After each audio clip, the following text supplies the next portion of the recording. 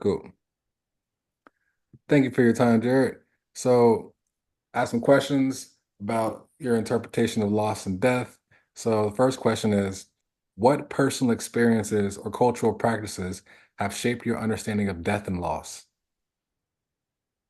Of course, family members passing and friends, but I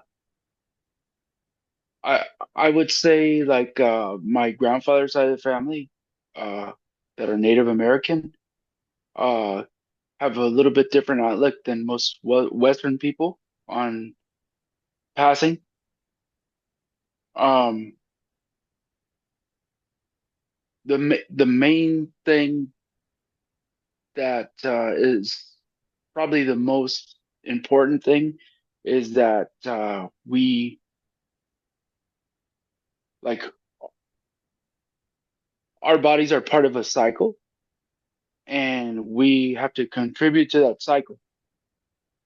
So, like a native burial, there's many different tribes do it during certain other ways. Like some people don't bury them; they'll post them above on like a scaffolding almost, Hmm. and it's to give back to the land because the animals come and eat that. Uh, some people bury their body in the base of a tree where the roots are because our bodies nourish the tree and also become part of that tree and become the cycle that the tree will give off leaves. It provides a home for animals. It's the cycle. We give our body back Hmm. to continue the cycle. Is but that's been a huge impact on me seeing people in my family that have been on reservations and had different ceremonies, to of course, we'll celebrate the normal ones that you have to do things sometimes legal because to bury someone in a tree is kind of illegal. Hmm. We never thought about it that way. um, so now there are more rituals where they'll take ashes and put them in the tree instead of the body. You know, Hmm. um, you're not even supposed to do that, but people still do. Hmm. You could look up. Sometimes people refer to it as the green burial, Mhm. but that's something that's kind of stuck with me, like family passing and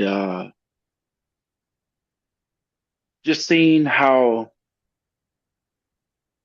it's a cycle, and I guess we're all preparing for it because we've all done it so many times, like we I believe that we've lived many lives, and we're going to continue until we've learned our lessons. Hmm. Thank you. Uh, how do you envision a meaningful ritual or ceremony for marking the end of life? And how would you want your corpse to be memorialized? um Probably the same thing. Whatever is easier for the people I've left behind to possibly, they could do whatever. I personally don't care what happens to my body, but if I have a choice, make it the cheapest way. Give me back to the earth. Don't uh, don't bring me to uh, cemetery. I don't want to be in a cemetery. Hmm. I want to be part of nature. Hmm. Okay. Thank you for that. Uh, what role do you think family, friends, and extended network should play in an end of life ritual? Um, you know, I like uh, I like the stories that people have of the person's life and also inspiring people to continue telling the stories so the person is not forgotten. Because in this life, I believe that we can die twice. The the last time someone speaks your name Mm, is your second death. mm. I get that. I get that. How do you think your cultural, spiritual, or philosophical beliefs shape the way you approach death and loss? I think it's more accepting of it, knowing that it's a cycle. It's like it's not something that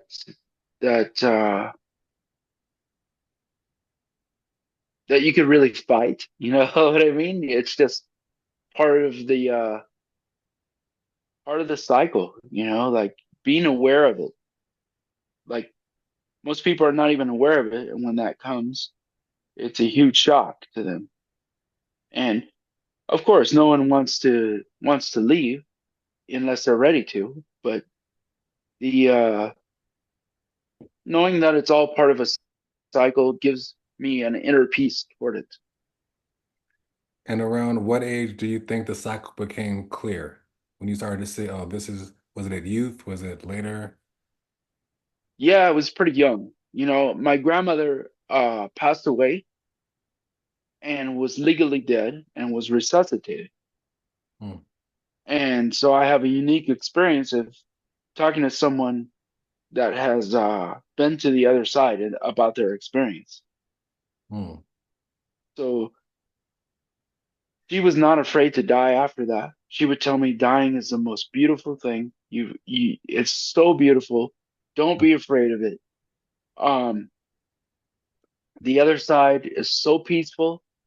It's an overwhelming feeling of peace that you can't describe. Um, when they were resuscitating her, she was saying no, no, no, because she didn't want to come back. hmm. So that at an early age, hearing that from your grandmother, you're like, what are you telling me? You're saying you're not afraid to die. Like it's very confusing as a young person. But then the more I listened to her and the more I heard about her experience, it was just like, yeah, that's it. It was easy. Oh, okay. So, in the face of loss, what do you think are the most important things to remember or preserve about a loved one's life? Um, I would say I,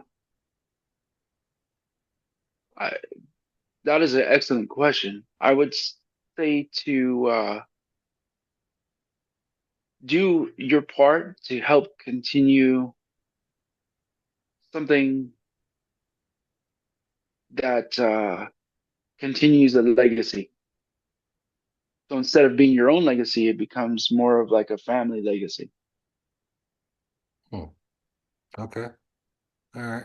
I know you mentioned your grandmother said everything was peaceful, but I want to Yeah. see your interpretation of it. Like, what feelings or ideas do you associate with the concept of death? Like fear, peace, uncertainty, acceptance? Um, I would probably have to say acceptance. Um, it's very complicated because there's so many ways people could leave this earth, but the I would probably say I'd probably say a little fear the unknown, to be honest. Hmm, Like knowing what your path is.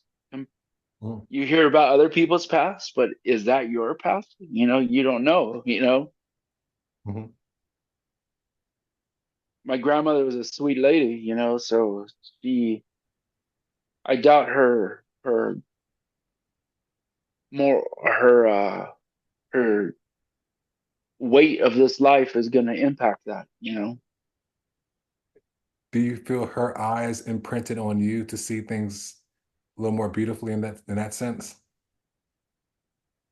Yeah, yeah. I definitely absorbed that for sure. I could it's part of me now. So yeah, I definitely have to say yes to that. Okay. So I know you recognize return to the earth, but in another sense, do you recognize an afterlife, or do you see death as a final end, or how does that belief influence your thoughts on living a purposeful life currently? I see the body as being part of the earth. Um, but the spirit goes. You that never stops. I believe spirits have a many people have old spirits that have lived many lives. Like our body is just the vehicle, like getting another car, you know. Like so yeah, I think our the afterlife, our spirit continues. And I think if we haven't learned what we've needed to here, uh you you have to come back and do it again to learn it. Hmm. And some people I know, probably would not want to do that. But I think it's part of it. So like you keep going through this cycle, your spirit moves to another place, then eventually you've done what you've had to do, and you've achieved a higher consciousness, and you become part of the I guess I guess it would be like a multi consciousness. It would be like a the one and all. You become part of it. Hmm. And being part of it is separate from your part of it currently. Um, it's a duality. So if you imagine someone that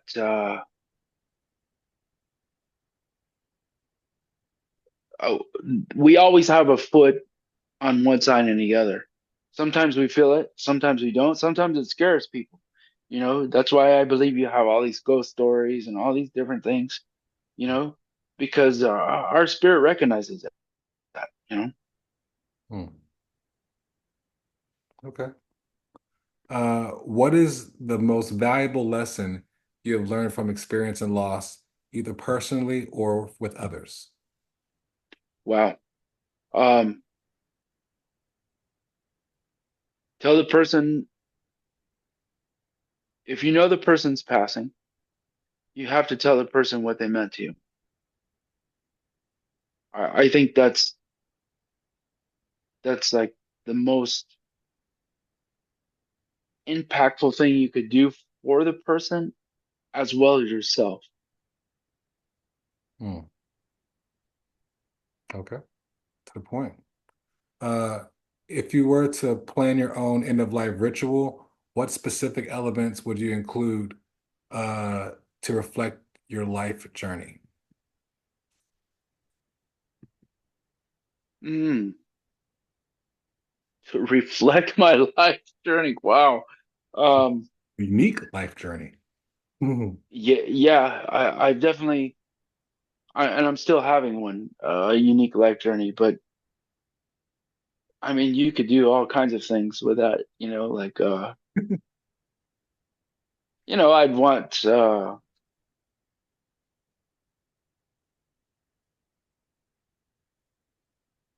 could look at it two ways. I could look at it as more of like a celebration or a formal type thing where, say I'd want to, capoeira's meant so much to me in my life. Say I'd want a betting bow there. Or say I'd want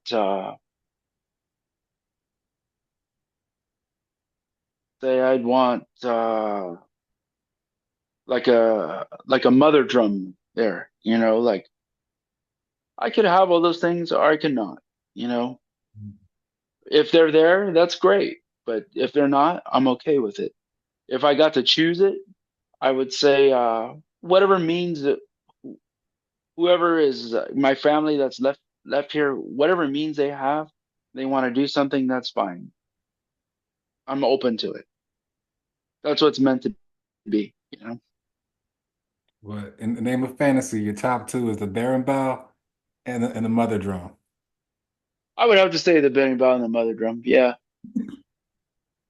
that's up there. Cool, cool, cool. And Last question. and you and you can't just play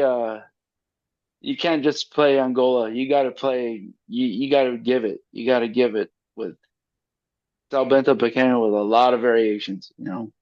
The master ceremony, the cross and the guard.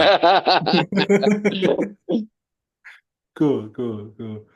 All right, last question. How would you want others to honor your life after your death, and why is that significant to you? um, I would want them to say like the stuff I've been able to pass on in my life, my knowledge and my experience. Uh, I want them to say, "Hey, I learned this from this guy. He taught it to me." You know, that's what I want to be known for. Cool. All right. Thank you for that. Yeah, yeah, that clarifies the whole thing. So, thank you for your participation. I'm gonna cancel this out now. Yeah. And talk in a second. Boom, boom, boom. Stop recording.